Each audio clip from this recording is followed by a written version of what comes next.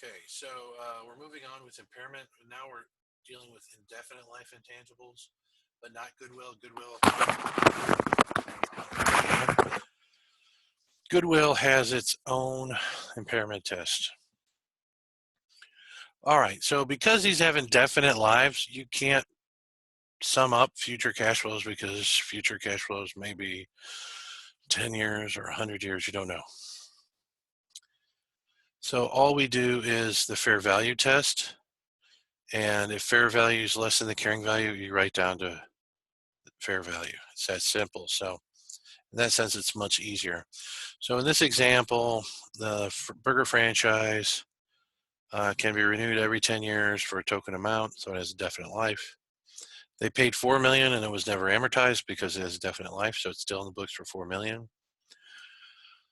The franchise corporation headquarters supplies the food, and one of its factories is shut down by the FDA, the Food and Drug Administration, for health code violations. Definitely some bad news.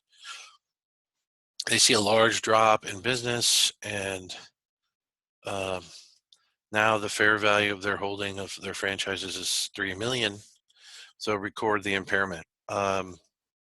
Simply, you just take, it's impaired because 3 million is less than 4 million, and the impairment is 4 million minus the 3 million, right? And the new balance is of the patent, of the franchise is going to be $3 million.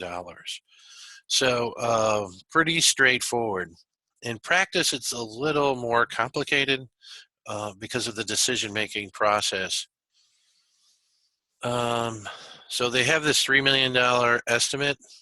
Let's say if you were the CFO, and your valuation expert came to you and said it's 3 million, you're the CFO, you could push back and say, we're never going to sell at 3 million.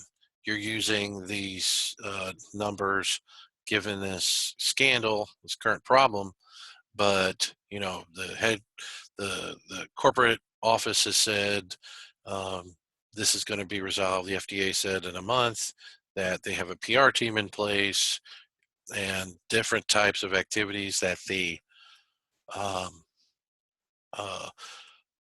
corporate headquarters is taking on. And in your opinion, 3 million is a ridiculous price that you would never sell for. And if you won't sell for that, then it's not a fair value. Okay. Because you could possibly argue that your franchises being in unique locations are unique. Even if you saw other franchisees selling at discounts, you could still argue that ours is a unique store because of its location or whatnot.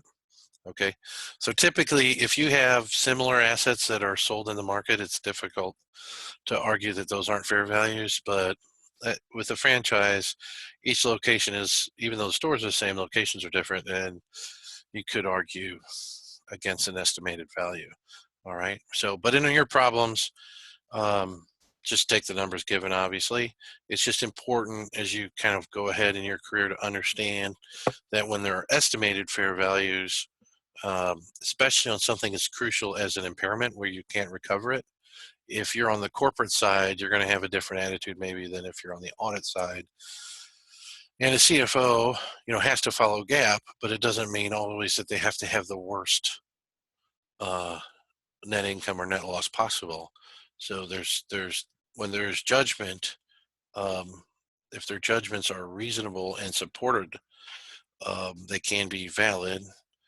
If you're an auditor, you have to decide what's reasonable and what is adequate support.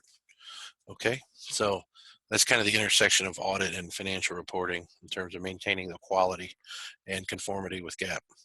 All right, so, but just as a practical matter, getting through intermediate accounting, which I'm sure is your main focus, pretty easy. Carrying value minus fair value equals impairment loss.